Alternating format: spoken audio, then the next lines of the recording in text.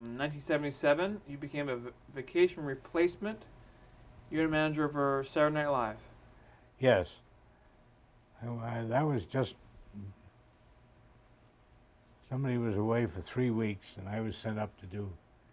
Now, if that isn't a tough job to find out about how to do the show and only be there for a few while, we had.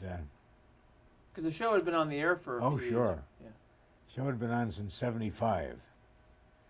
And Chevy Chase had left, and Bill Murray had come in to fill in his place. And the original gang was still there. Dan Aykroyd was still there. Yep. John Belushi was still there. Oh, yes. I was still on the show when he did away with himself, although he was out on the coast. How did that impact the show or the crew? Or Well, it through the cast and Galley West, they all liked him so much, and they just couldn't believe that he had not recovered, there were no signs of it?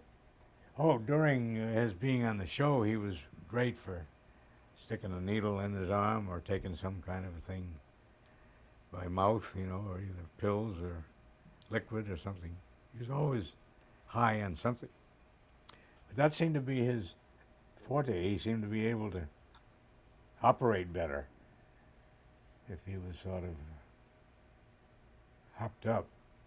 Although I couldn't detect it when I was near him. Is that was that a good show to work on?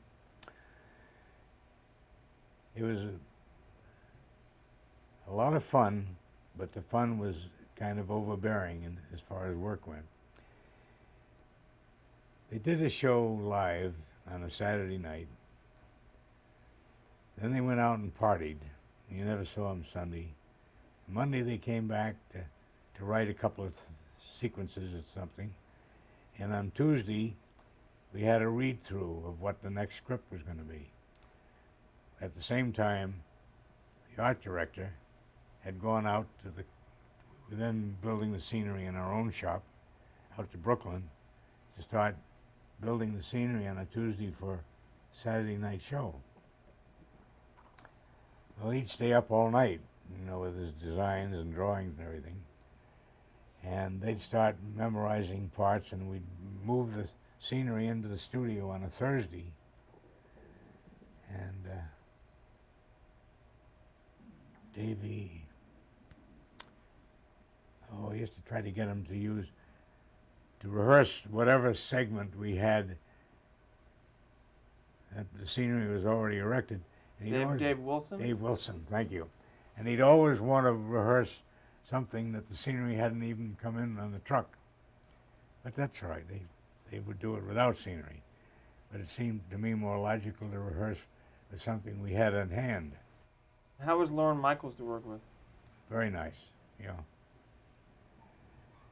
was a little demanding, and I don't think he really liked the way the network operated, but he did pretty much what he wanted to do.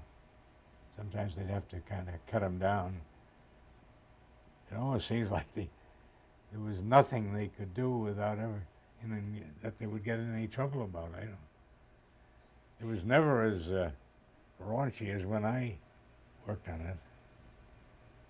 So when you came back to it, you came back and became the unit manager in 1981. Yep. How had it changed?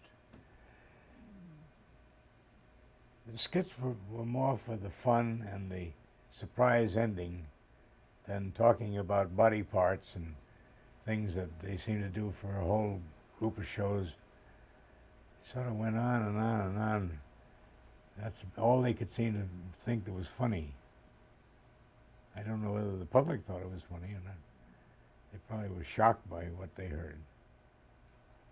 But it still kept to the same tempo and the same format the way it had. And that was to do zany things that would make people enjoy it and laugh. So Tuesday, let's finish the week. Tuesday you would do a run-through, and the art director would Tuesday would do a read-through. Sorry? Sit around a table and read the script. That's what I meant. Read through. Sure. And that was the first time they'd ever seen what the sketches were going to be. And sometimes they would make them funnier than ever, and then they'd make changes. Wednesday they'd go into the studio, and Thursday they'd be in the studio, and Friday. But on one of those days, and it generally ended up on a Friday, they'd have to do promotional spots. You know, promotional spots to be played in the evening of Thursday or Friday or whenever it was, or sometime during the day on Saturday, to draw the crowds to get them interested in what the subject matter was going to be on the Saturday night. And also the host, the guest Yes. host. And some shows were hilariously funny. Other shows sort of fell flat. And one of the things that seemed to happen every week was after they did a run-through, which was to me some of the best shows they did with a run-through, they'd cut out a whole sequence. And I don't know whether they cut out the right one, to tell you the truth. Not that I was a critic or anything, but some of the best shows were the early in the evening run-throughs on a Saturday, which had an audience, and they distributed tickets for it, and people came to it. But you didn't tape those shows? The run-through? We taped the run-through and taped the air show, and we taped all of it so that in case there was an emergency, they have to use some from the run-through. But then it wouldn't have been live if they used it, so I guess it was just for the record that they kept things.